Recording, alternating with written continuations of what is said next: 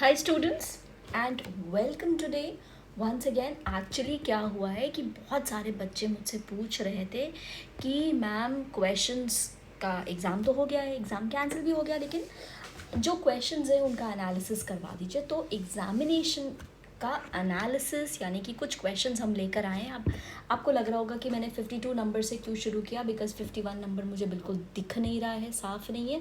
तो हम वही क्वेश्चंस करेंगे जो कि आपको साफ साफ दिखाई दे रहे हो। ठीक है, अभी हमारी क्लासेस रिकॉर्डेड चल रही हैं, लेकिन अगर आपको लाइव क्लास में ज्वाइन करना है और आप चाहते हैं कि पेपर 1 और पेपर 2 होम साइंस का लाइव क्लास हो, तो जल्दी से जल्दी आप मेरे इस चैनल को लाइक कीजिए, सब्सक्राइब कीजिए और अपने फ्रेंड्स के साथ शेयर कीजिए और कमेंट करना मत भूलिएगा, क्योंकि आपको ही आराम मिलेगा जब ये चैनल ऊपर आएगा। ठीक है, तो चलो सबसे पहले हम बात करते हैं ये क्वेश्चन की, जो यहाँ पर इन्होंने बताया है कि हाइपोथेसिस क्या होती है और उसका एक्सप्लेनेशन क्या होता है। बड़ी इजी सा मुझे ये क्वेश्चन लगा, और अगर आप ये देखोगे तो हिंदी में भी है कि शोध, कार्यशील, विकल्प और वैज्ञानिक, मतलब रिसर्च, शोध रिसर्च होता है। ठीक है, रिसर्च हाइपोथेसिस का मतलब क्या होता है। तो आप अगर देखोगे यहाँ पर, तो हम रिसर्च क्या होता है, हम कुछ चीज़ सोचते हैं जिसको हम करने की कोशिश करते हैं, राइट।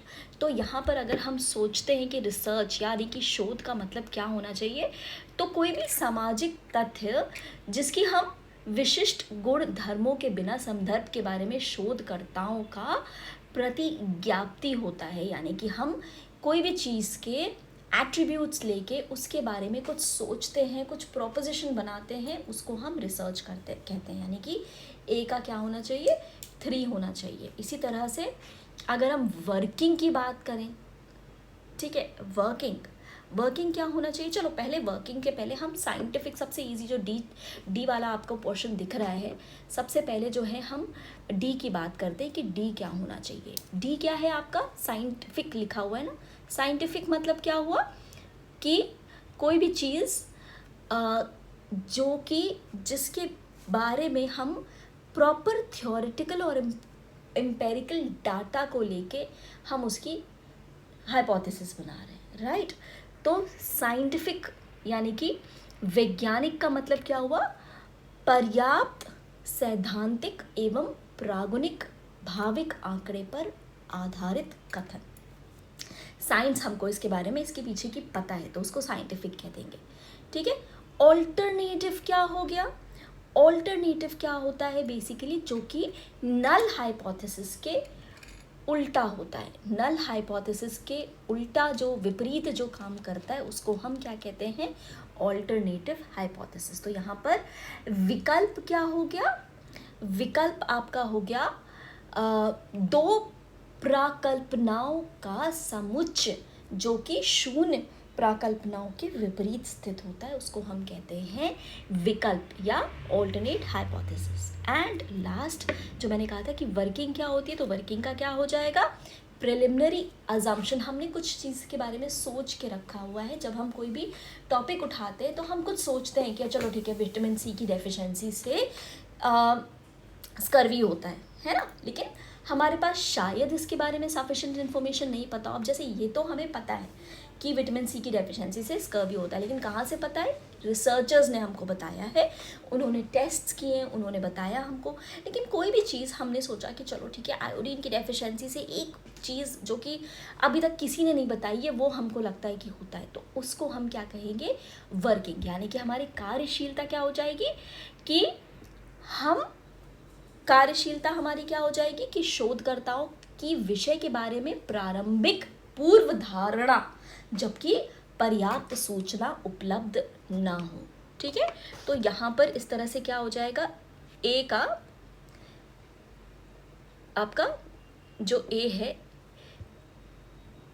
ए का 3 हो जाएगा, बी का 4 हो जाएगा, सी का 1 हो जाएगा और डी का 2 हो जाएगा। अब चलो देखते हैं कि इसमें कोई ऑप्शन है।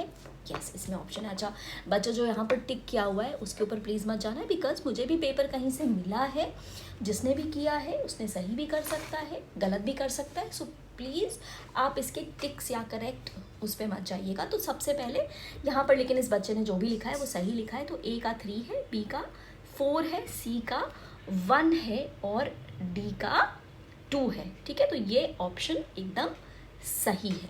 चलो अब हम आ जाते हैं अपने दूसरे क्वेश्चन पे फटाक से आ जाते हैं। थोड़ा सा मिटाने में टाइम लगता है, चलो कोई बात नहीं, दूसरे क्वेश्चन पे आ जाते हैं, इसको भी मिटा देते हैं। और चलो यहाँ पर आ जाते हैं हम क्वेश्चन नंबर 53 पे।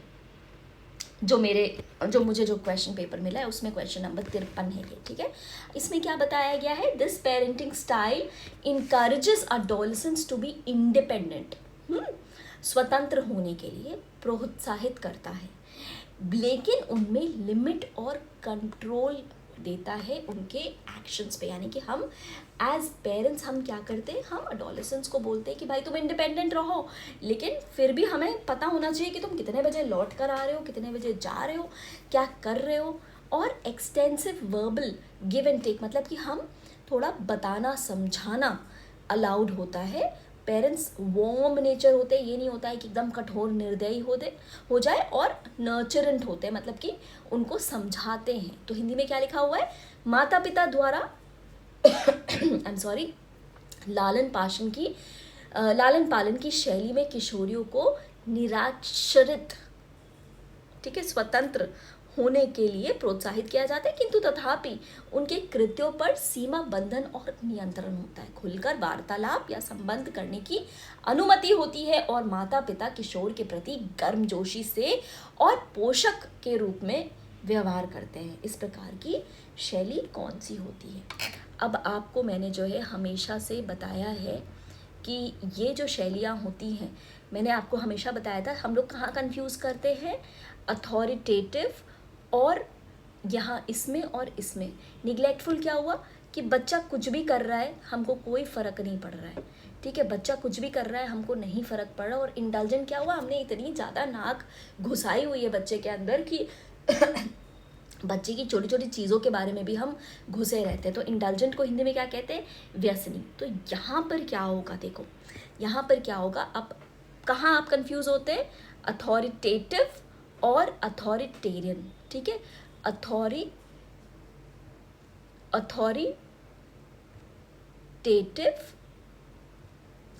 और एक क्या हुआ? अथॉरिटेरियन। और मैंने हमेशा AIN हम लिखा रहे, अथॉरिटेरियन बहुत लंबा है, रिटेरियन, चलो पूरा लिख दिया। अब मैंने क्या बताया था आपको? जब मैं शुरुआत से आपको जब पढ़ाती थी तब मैंने आपको क्या बताया था कि जो स्ट्रिक्ट वाले होते हैं ना, स्ट्रिक्ट वेजिटेरियन, नॉन वेजिटेरियन, तो हम क्या है? स्ट्रिक्ट वेजिटेरियन, हम स्ट्रिक्ट नॉन वेजिटेरियन है। तो स्ट्रिक्ट वाले जो बिल्कुल ही बच्चों के ऊपर रोकथाम रखते हैं उनको कहा जाता है अथॉरिटेरियन। ठीक है, उनको क्या कहा जाता है? अथॉरिटेरियन। तो यहाँ पर लेकिन क्या है, हम उतने स्ट्रिक्ट नहीं है जितना कि बताया जा रहा है। तो यहाँ पर अथॉरिटेरियन नहीं होगा, यहाँ पर आंसर क्या हो जाएगा? यहाँ पर अथॉरिटेटिव हो जाएगा आंसर। तो यहाँ पर आंसर आपका क्या हो गया? अथॉरिटेटिव हो गया। याद रखना, यहाँ पर आंसर आपका अथॉरिटेटिव हो जाता है, यानी कि हिंदी में क्या हो जाता है? यहाँ पर आंसर प्राधिकारिक हो जाता है।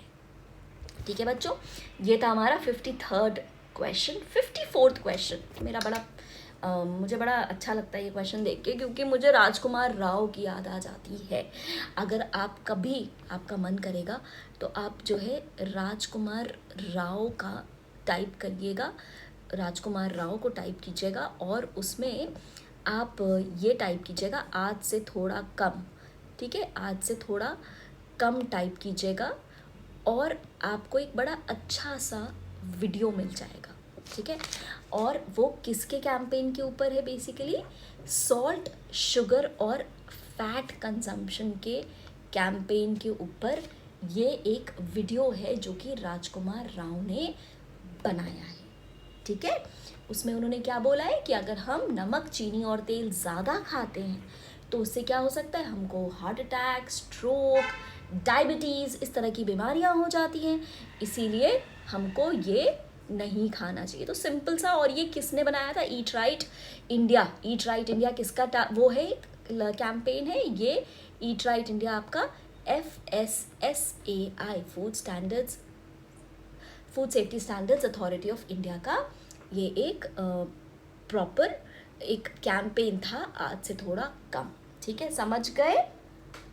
ये हो गया आपका 54th क्वेश्चन। चलो 55th क्वेश्चन में क्या पूछा गया है कि एयरपोर्ट में, अगर आप गए होंगे कभी एयरपोर्ट, आई एम श्योर आप गए होंगे, तो आपने देखा होगा कि वहाँ पर सीटें लगी रहती हैं, है ना? तो ये क्या बोला जाता है कि किस तरह से उनको, कितने नंबर ऑफ सीट्स होनी चाहिए, कैसे बनाया जाता है। तो अब यहाँ पर क्या लिखा हुआ है कि जितनी टोटल पॉपुलेशन है उसका या तो 5% बैठ सके, या उसका 60th percent of the population, या हम इसको कह सकते हैं 60th परसेंटाइल पॉपुलेशन बैठ सके, या एवरेज पॉपुलेशन बैठ सके, या 95th परसेंटाइल पॉपुलेशन बैठ सके। तो जब हम अर्गोनॉमिक्स की बात करते हैं, तो अगर आप पढ़ोगे तो अर्गोनॉमिक्स में हमेशा जो एयरपोर्ट या वेटिंग एरियाज़ होते हैं, वहाँ पर जो चेयर्स होती हैं वो इस हिसाब से होती हैं कि करीब 95% मतलब जो टोटल लोग हैं उनके करीब 95th ऑफ द पॉपुलेशन या 95th परसेंटाइल इसको हम कहेंगे, ये लोग, इतने लोग बैठ सके। वरना क्या होगा, आपको आधे से ज़्यादा लोग खड़े ही दिखेंगे ना, और सिर्फ 5% अगर बैठ सकेंगे तो भी आपको बहुत सारे लोग खड़े दिखेंगे। 60% ही बैठ सकेंगे तब भी आपको 100 में से 40 लोग खड़े दिखेंगे, तो एयरपोर्ट ही भर जाएगा। तो इसीलिए यहाँ पर क्या है कि एयरपोर्ट की प्रतिशाले की कुर्सियाँ हेतु सर्वोत्तम उपागम, उन्हें किसके हिसाब से डिज़ाइन किया जाता है? जनसंख्या, यानी कि आगंतुक संख्या का 95वां क्या लिखा हुआ है? शतमक 95th परसेंटाइल के हिसाब से उसको प्रिपेयर किया जाता है। ठीक है, 56th क्वेश्चन पे आ जाते हैं। और 56th क्वेश्चन क्या है कि अगर आपको याद है तो हमने बहुत सारे कम्युनिकेशन के सीज पढ़े थे, क्लैरिटी और बहुत सारी चीज़ें थी। ठीक है, करेक्टनेस, बहुत सारी चीज़ें थी। तो 7 सीज ऑफ कम्युनिकेशन में कौन से सीज, 5 में से 3 कौन से सीज सही है? कॉन्शियसनेस सही है, करेक्टनेस सही है, कम्युनिकेशन में कैरेक्टर नहीं आता है, और कंपैरिजन नहीं आता है। तो अगर हम यहाँ पर बात करेंगे कैरेक्टर और कंपैरिजन की, तो मेरे हिसाब से ये दोनों चीज़ें नहीं आएंगे। तो आंसर क्या हो जाएगा? A, B and D। तो यहाँ पर ये आंसर सही हो जाएगा, A, B और D जो है ये आंसर यहाँ पर आपको सही दिखेगा। ठीक है, तो ये सब जितने बच्चों ने सही किया है, आप एक बार देखते जाओ कि आपने कितना स्कोर किया है, क्योंकि ये भी बहुत ज़्यादा ज़रूरी है, क्योंकि आंसर शीट आएगी नहीं आएगी I am not very sure, लेकिन ये पता होना चाहिए कि आपने एक तरह से आपका एक मॉक टेस्ट ही हो गया ये, और आपको पता चल जाएगा कि आपने कितना स्कोर किया है। ठीक है, आ जाते हैं जल्दी से 57th क्वेश्चन पे। और 57th क्वेश्चन पे हम ये देख लेते हैं, एक बार मैं ज़रा सा देख लूँ मेरी स्क्रीन रिकॉर्डिंग चल रही है कि नहीं। बिल्कुल चल रही है, और ये देखो फ्लिपकार्ट और बिग बॉस, जो कि मैं कभी देखती नहीं हूँ, उसके नोटिफिकेशंस आ रहे हैं। एनी हाउ 57th क्वेश्चन पे आ जाते हैं। अब यहाँ पर आ गया टेक्सटाइल का क्वेश्चन, जहाँ पर पॉलीमराइजेशन के बारे में पूछा गया है। और ये पूछा गया है कि जब मोनोमर्स को जॉइन कराते हैं एंड टू एंड, तो यहाँ पर क्या पूछा गया, जब मोनोमर्स को जॉइन कराते हैं एंड टू एंड तो क्या प्रोडक्ट होता है, उसको क्या कहा जाता है?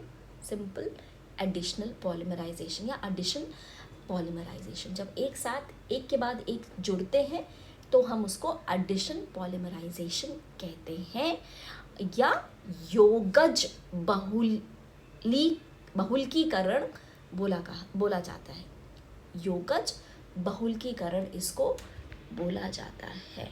ठीक है, 57th का ये आपका आंसर आ गया है। ठीक है, सिंपल। आ जाते हैं हम 58th क्वेश्चन पे। अब देखो कम्युनिकेशन से इन्होंने जो है क्वेश्चंस और भी दिए हैं। तो 58th क्वेश्चन में इन्होंने क्या बोला है, functions of communication, functions of communication बोला गया है।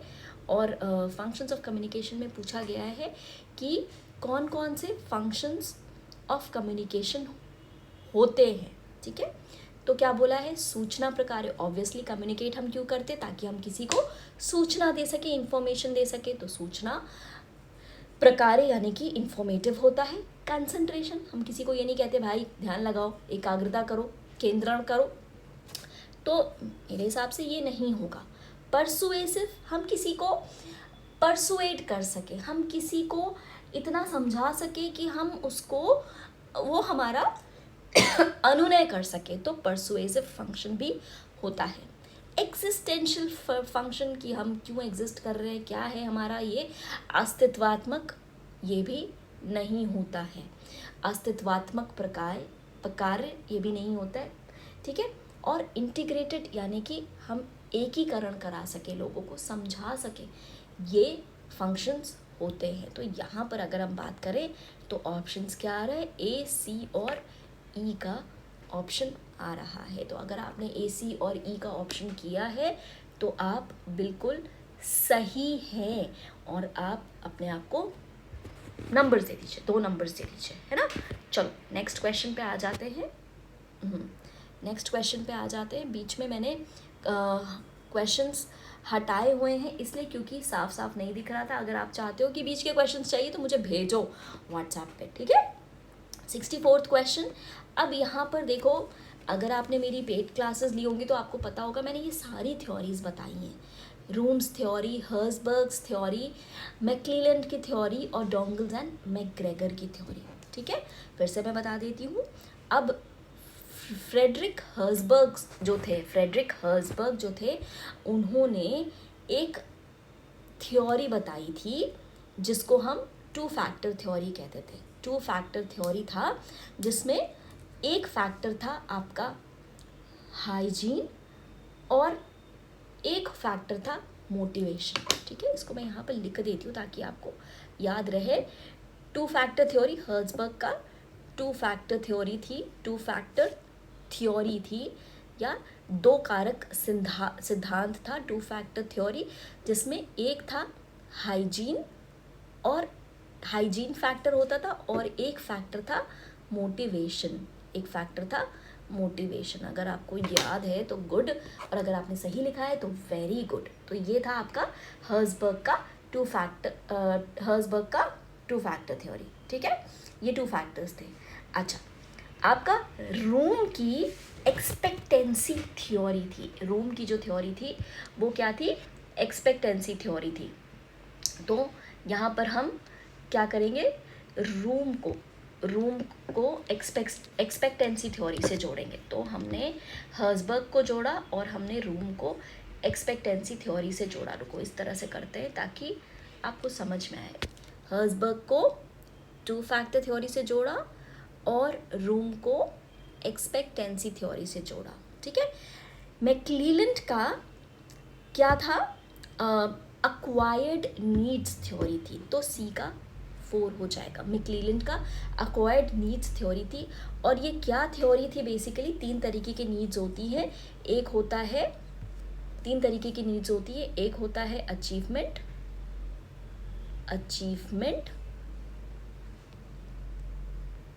ठीक है, अचीवमेंट। अगर आपको नहीं दिख रहा है तो प्लीज लिख लो। दूसरा होता है पावर,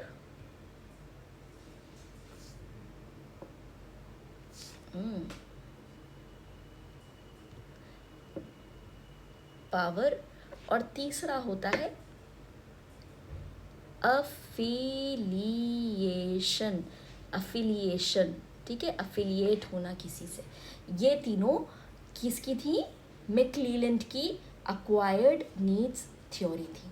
ठीक है, और ये हो गया। और इसके बाद जो है, ये तो सिंपल था। इसके बाद हमें क्या मिल गया, चौथा आंसर भी मिल जाएगा। इसके बाद क्या हो जाएगा, वो हमारा डोंगल्स मैकग्रेगर का थ्योरी एक्स और थ्योरी वाई। थ्योरी एक्स और थ्योरी वाई क्या था कि हमें जब पे चेक मिलती है तो वर्कर्स जो है पे चेक से सेटिस्फैक्शन हो जाता है। अगर आपने सुना होगा मुझे तो मैंने ये सारी चीज़ें बताई हैं, ठीक है। तो यहाँ पर किस तरह का विकल्प आ रहा है, चलो एक बार फिर से देख लेते हैं कौन कौन से आ रहे हैं। ए का 2 आ रहा है, ठीक है, बी का 3 आ रहा है, सी का 4 आ रहा है और डी का 1 आ रहा है। क्या यहाँ पर है कोई ऐसा विकल्प? ए का 2, बी का 3, सी का ए का 2, बी का 3, सी का 4 और डी का 1। तो ये यहाँ पर ये वाला जो है फोर्थ वाला जो ऑप्शन है ये बिल्कुल सही ऑप्शन है। फोर्थ वाला ऑप्शन बिल्कुल सही ऑप्शन है, ठीक है। तो यहाँ पर ये आ गए आपके थ्योरीज, ठीक है। अब चलो आगे चलते हैं। ये देखो क्वेश्चन आया हमारा हाउसिंग इन डिज़ाइन से एक क्वेश्चन आ गया, क्वेश्चन नंबर 65, जिसमें पूछा गया है कंपोजिट फैब्रिक्स क्या होते हैं, बहु संकेतिक अथवा संग्रथित कपड़ा। अब इन्होंने क्या किया है, गूगल ट्रांसलेट लिया है और 2 ऑप्शंस डाल दिए हैं। संग्रथित कपड़ा जिसको हम तांतव वस्त्र कहते हैं, कॉम्पोजिट फैब्रिक, वो कौन कौन से हो सकते हैं। तो यहाँ पर देखो कॉम्पोजिट मतलब क्या होता है, जिसमें कोई भी निटिंग नहीं की जाती है, ठीक है। तो मेरे हिसाब से यहाँ पर क्या क्या होगा, एक होगा लैमिनेटेड, एक होगा कोटेड और एक होगा टफ्टेड, क्योंकि टफ्टेड भी आपका जो है वो कॉम्पोजिट होता है। तो एक बार ज़रा प्यार से इसको लिख देते हैं आपको ताकि समझ में आ जाए, लैमिनेटेड, कोटेड और टफ्टेड। यहाँ पर कोई ऑप्शन है ए, सी और ई का? यस, ए, सी और ई का ये ऑप्शन है। तो ये आ गया आपका क्वेश्चन का आंसर। स्तरीकाम्य,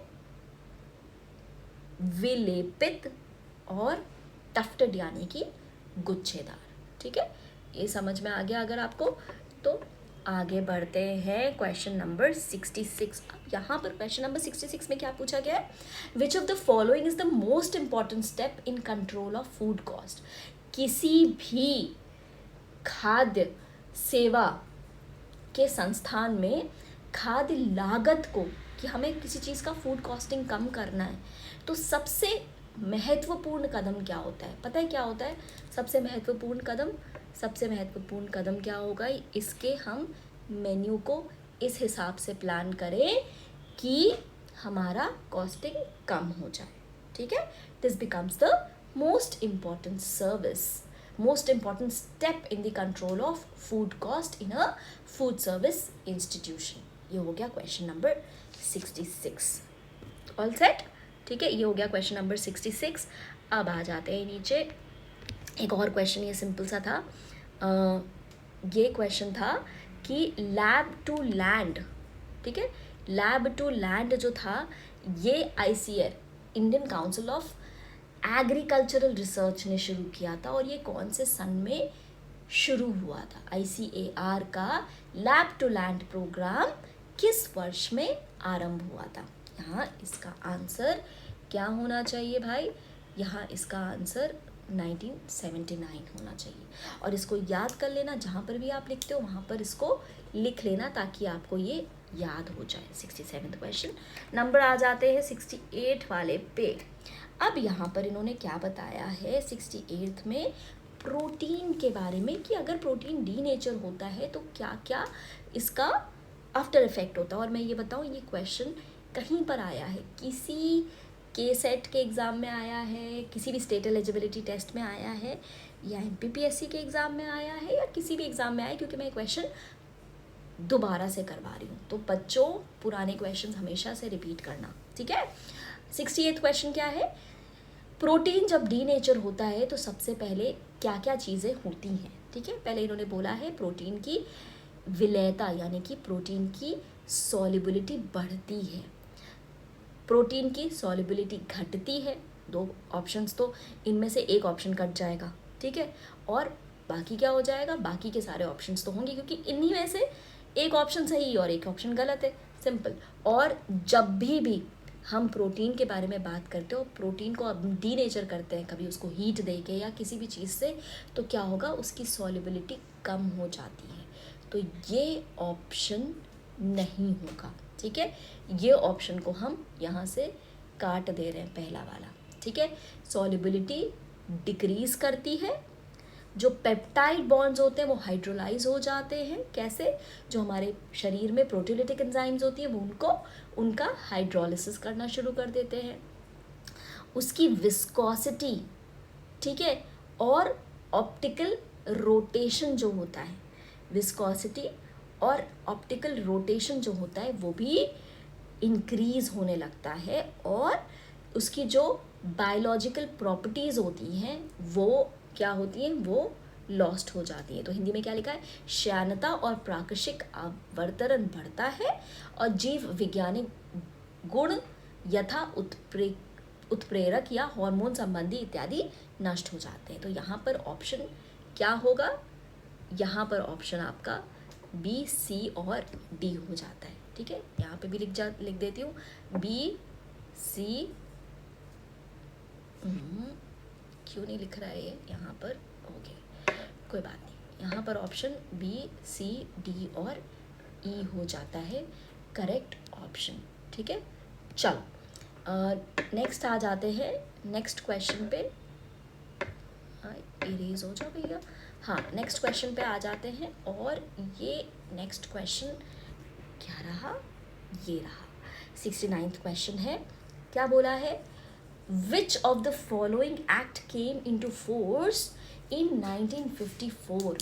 1954 में कौन सा एक्ट आया था? और पता नहीं कैसे मुझे ये याद था कि 1954 में कौन सा एक्ट आया था, आपको पता है? सबसे पहला वाला, prevention of food adulteration act. तो पहला आंसर बिल्कुल सही है। पीएफए एक्ट जो था, आपको पता नहीं, कोई भी चीज़ हम किसी भी खाद्य पदार्थ में डाल देते हैं जिससे उसकी गुणवत्ता कम हो जाती है, या निकाल देते हैं जिसकी उसकी गुणवत्ता कम हो जाती है, उसको हम फूड अडल्टरेशन कहते हैं। जानबूझकर अगर हम ये करते हैं तो इसको हम फूड अडल्टरेशन कहते हैं।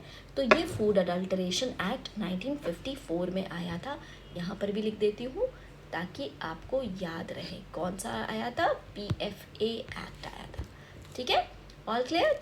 तो इसको जो है याद कर लेना। आई एम श्योर आपने याद किया होगा, नहीं भी किया होगा तो एक बार कर लेना अच्छे से, तो आपको याद हो जाएगा, ठीक है। 1954 एक्ट, 1954 में फूड अडल्टरेशन एक्ट आया था। क्वेश्चन नंबर 70 पे आ जाते हैं। हमने 15 क्वेश्चंस लिए हैं, आज हम 15 करके आपको पढ़ाएंगे। अब यहाँ पर इन्होंने थोड़ी सी मैथ्स का क्वेश्चन डाल दिया, क्योंकि रिसर्च से मैथ जुड़ा ही हुआ है। तो अरिथमेटिक मीन के लिए, मतलब निम्नलिखित में से कौन सा कथन गणितीय माध्य के लिए सही नहीं है? पहली चीज़ क्या है, मीन या माध्य, उसका कैलकुलेशन इजी होता है। भाई बिल्कुल इजी होता है, तो ये तो गलत इन्होंने बोला है कि गलत है, नहीं है, इजी तो होता है। It is not necessary that given units में बी ऑर्डरली रैंक्ड, ये आवश्यक नहीं है कि दी गई इकाई क्रमबद्ध हो। सही बात है, इसमें भी ज़रूरी नहीं है। It takes into consideration all the scores in distribution, सारे स्कोर्स को ये ध्यान में रखता है। और mean is useful in calculating the ratio. तो यहाँ पर जो मुझे लग रहा है और जो इन्होंने भी बताया है, वो मेरे ख्याल से यही एक कथन है जो कि गलत लग रहा है। तो मेरे ख्याल से यहाँ पर 70 में ये क्वेश्चन का आंसर होना चाहिए क्या, कि फोर्थ ऑप्शन इज रॉन्ग। चलो लास्ट क्वेश्चन पे आ जाते हैं। लास्ट क्वेश्चन, इन्फेंट का डेवलपमेंट बताया है। शिशु विकास मानदंडों को अनुक्रम में व्यवस्थित करिए। सबसे पहले क्या होगा, सबसे पहले बच्चा क्या करता है, सबसे पहले बच्चा स्माइल देना सीखता है, राइट। तो फर्स्ट सोशल स्माइल पहले आ जाता है। उसके बाद क्या होता है, बिना सपोर्ट के बैठता है, तो सी आ जाता है। उसके बाद क्या होता है, वो अपने आप से खड़ा हो जाता है, डी हो जाता है। उसके बाद वो पहले कदम उठाता है और सबसे लास्ट पे ब्लैडर कंट्रोल आता है। तो यहाँ पर क्या होना चाहिए ऑप्शन मेरे हिसाब से? ई, सी, फिर बी, फिर डी और लास्ट में ए। ठीक है, आओ देख लेते हैं यहाँ पर कोई ऑप्शन है ई, सी, बी, डी, ए का। यहाँ पर ये ऑप्शन सही होना चाहिए और यहाँ पर ये ऑप्शन भी है, तो option number 2 is the right option. तो चलो बच्चों, यहाँ तक कि हमने क्वेश्चंस आज करवाए, आगे के क्वेश्चंस फिर करवाएंगे आपको। अगर आपको क्लास अच्छी लगती है तो आप लाइक कर देना, सब्सक्राइब कर देना और शेयर कर देना, और धीरे धीरे करके आपको इस तरह से सारे PYQs हम करवाते रहेंगे। तो चलिए, thanks for listening to me, thanks for watching, and take care and sleep well, but also study well, because बहुत जल्दी आपका एग्ज़ाम फिर से आ जाएगा। ठीक है, तो चलो बच्चों, with this we come to the end of this session. Take care, good night and Shaba Khair.